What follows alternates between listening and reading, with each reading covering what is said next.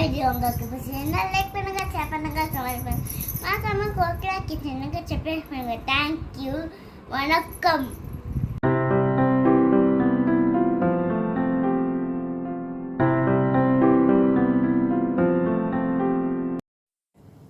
Hello hi, welcome to Kokila's kitchen. இன்றைக்கி நம்ம கிச்சனில் ஒரு சிம்பிளான ஸ்வீட் ரெசிபி தான் பார்க்க போகிறோம்.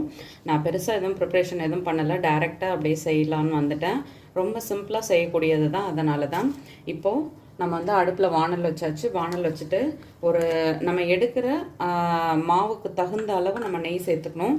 நான் வந்து இன்றைக்கி சின்ன டம்ளரால் தான் நான் வந்து அரிசி மாவு எடுத்திருக்கேன். இந்த பாருங்கள், இந்த சைஸ் அளவு தான். ஏன்னா ஸ்வீட் நான் வந்து ஜாஸ்தி செய்ய மாட்டேன், அதனால் கம்மியாகவே செய்துக்கலான்ட்டு. நீங்கள் எந்த அளவு மாவு எடுத்துக்கிறீங்களோ அதுக்கு தகுந்த அளவு நெய் சேர்த்துக்கோங்க. ஏன்னா நமக்கு தெரியும் இல்லையா, இப்போ நான் வந்து ஒரு 2லேருந்து சின்ன ஸ்பூனால் 2 to 3 ஸ்பூன் அளவு நான் வந்து நெய் சேர்த்துக்கிட்டேன். இந்த மாவுக்கு இது சரியாக இருக்கும். இப்போது நெய் சூடானதும் நான் வந்து கொஞ்சமாக திராட்சை சேர்த்துக்கிட்டேன். நீங்கள் முந்திரி வேணாலும் முந்திரி சேர்த்துக்கலாம், எந்த நட்ஸ் எது வேணாலுமே சேர்த்துக்கலாம். இது வந்து நார்மல் பச்சரிசி மாவு தான், நம்ம இடியாப்பத்துக்கெலாம் எடுத்துப்போம் இல்லையா, அந்த பச்சரிசி மாவு தான் இது.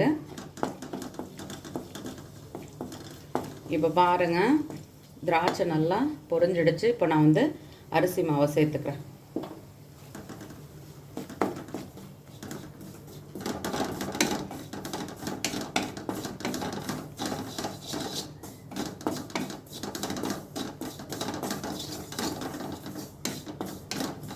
இப்போ இது வந்து லைட்டாக இதோட பச்சை வாசனை எல்லாம் போகணும். சிம்லே தான் வச்சு செய்யணும், ஹையில் வச்சு செய்ய வேண்டாம்.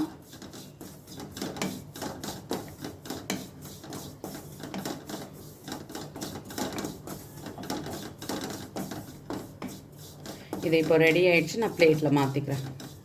இப்போ நான் வந்து இதால் 3/4 டம்ளர் அளவு சுகர் எடுத்துக்கிறேன். அடுத்து இது கூட ட்ரை கோகனட் பவுடர். நீங்கள் வந்து நான் ஏற்கனவே இந்த ட்ரை கோகனட் பவுடர் எப்படி செய்யலான்ற வீடியோ நான் சொல்லியிருக்கேன். அது தெரியலன்னா நீங்கள் வந்துட்டு நம்ம ரெகுலராக யூஸ் பண்ணுற தேங்காய் இருக்குது இல்லையா, அந்த தேங்காவையே ஃபஸ்ட்டு நல்லா போட்டு இந்த வெறும் வானலில் நல்லா வறுத்துட்டு அதுக்கப்புறம் சுகர் ஆட் பண்ணிக்கோங்க. இது கொஞ்சம் மெல்ட் ஆனதும் நம்ம வந்து எடுத்துருக்க மாவில் சேர்த்துக்க போகிறோம், அவ்வளோதான். இந்த கோகனட் பவுடர் வீட்டிலே கடைகளில் கிடைக்கும், டெசிகேட்டட் கோகனட்னு கேட்டால். அப்படி கிடைக்காத பட்சத்தில் நம்ம வந்து தேங்காய் பால் எடுப்போம் இல்லையா ஆப்பத்துக்கு, அந்த தேங்காய் பால் எல்லாம் புழிஞ்சிட்டு அந்த சக்கை இருக்கும் பாருங்கள், அந்த சக்கையை வந்துட்டு நல்லா ஒரு இந்த மாதிரி சூடு பண்ணிவிட்டு கடாயிலையோ இல்லை நான்ஸ்டிக் கடாயிலையோ போட்டு நல்லா நம்ம வந்து வறுத்துட்டு இருந்தோம்னா நமக்கு வந்து அது அப்படியே இந்த மாதிரி பவுடர் கோகனட் கிடச்சிடும். ஸோ அதையும் நம்ம எடுத்து யூஸ் பண்ணிக்கலாம். இப்போ நான் ஒரு 1/2 ஸ்பூன் அளவு ஏலக்காய் பவுடர் சேர்த்துக்கிட்டேன். சுகரோடு நான் வந்து மிக்ஸ் பண்ணி எடுத்திருக்கேன், அதனால் இப்படி பவுடராக சேர்த்துக்கிட்டேன்.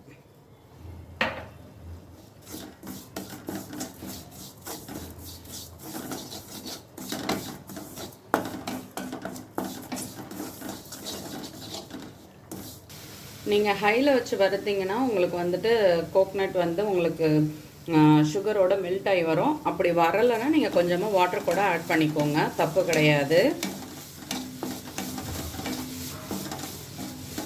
ஃப்ரெஷ் கோகனட் போட்டோம்னா ஈஸியாக வந்து டக்குன்னு மெல்ட் ஆகிடும். ஏன்னா அதில் இருக்கிற ஈரப்பதம், அப்புறம் ஹையில் வைக்கும் பொழுது நம்ம சுகர்லேருந்து வர இது எல்லாமே சேர்த்து ட்ரையாக சேர்க்கும் பொழுது கொஞ்சம் டைம் எடுக்கும். வரலைன்னா கொஞ்சமாக தண்ணி ஆட் பண்ணிக்கோங்க. இப்போது இந்த மாவோட இது எல்லாத்தையுமே சேர்த்துக்கலாம். கேஸ் ஆஃப் பண்ணிவிட்டு இந்த மாவோட இதை மிக்ஸ் பண்ணிவிட்டு ஃபேனில் நல்லா ஆற வச்சு எடுத்துகிட்டு வரேன்.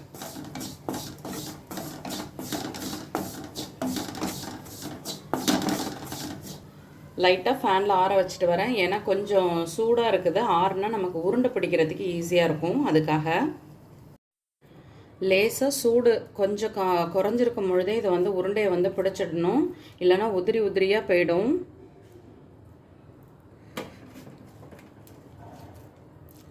கொஞ்சம் சூடு பொறுக்க இதை வந்து நீங்கள் உருண்டையை பிடிச்சி வச்சிடணும்.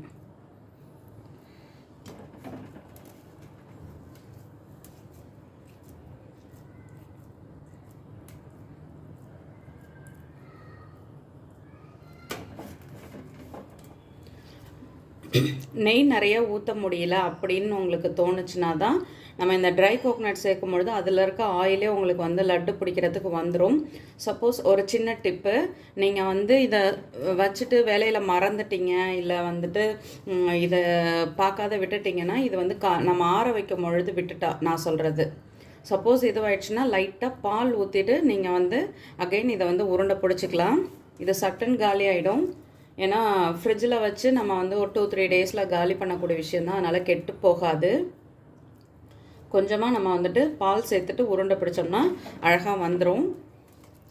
சப்போஸ் நீங்கள் வந்து இதெல்லாம் செய்ய மறந்துட்டிங்கன்னா, இல்லைனா வந்து நார்மலாக உருண்டை பிடிச்சாலே அழகாக வந்துடும். இங்கே பாருங்கள், அந்த கோகோனட்டில் இருக்கிற ஆயில் வந்து அப்படியே என் கையில் வருது. நான் நெய் ரொம்ப கம்மியாக தானே ஆட் பண்ணேன். அவ்வளோதான், சூப்பராக ரெடி ஆகிடுச்சு. சூப்பராக நம்மளோட அரிசி மாவில் செஞ்ச லட்டு ரெடி ஆகிடுச்சு. நீங்களும் வீட்டில் ட்ரை பண்ணி பாருங்கள். பிடிச்சிருந்துச்சுன்னா மறக்காமல் ஃப்ரெண்ட்ஸ் அண்ட் ஃபேமிலிக்கு ஷேர் பண்ணுங்கள். ஷேர் பண்ணுறதோட மட்டும் இல்லாமல் வீடியோ பிடிச்சா லைக் பண்ண மறந்துடாதீங்க. நான் வந்து சின்ன டம்ளர் தான் எடுத்து செஞ்சேன். சின்ன டம்ளர் அளவு அரிசி மாவு சேர்த்தேன். அதே மாதிரி அந்த அளவுக்கு தேங்காய் சேர்த்துக்கிட்டேன். நமக்கு வந்து கிட்டத்தட்ட ஒரு 6-7 லட்டு வந்துச்சு. போதும், நம்ம ஒரு டைம் சாப்பிட்டு ஸ்வீட் வந்து சாப்பிட்ணுன்னு நினைக்கிற நேரத்தில் இதை மாதிரி சிம்பிளாக செஞ்சுட்டு அப்போவே காலி பண்ணக்கூடிய விஷயமா இருக்கிறதுக்கு இது போதும். ரொம்ப ஈஸியாக இருக்கும். அந்த ஸ்வீட் கிரேவிங்கும் நமக்கு அடங்கிடும். வீடியோ பிடிச்சா லைக் பண்ணுங்கள். அப்போ தான் மற்றவங்களுக்கு சஜஷனில் என்னோடய வீடியோக்கள் போகும். நீங்கள் எனக்கு பண்ணுற ஹெல்ப்பாக இருக்கும் இது. அப்போ தான் எனக்கு நல்ல நல்ல வீடியோஸ் போடுறதுக்கு ஒரு மோட்டிவேட்டடாக இருக்கும். தேங்க்யூ.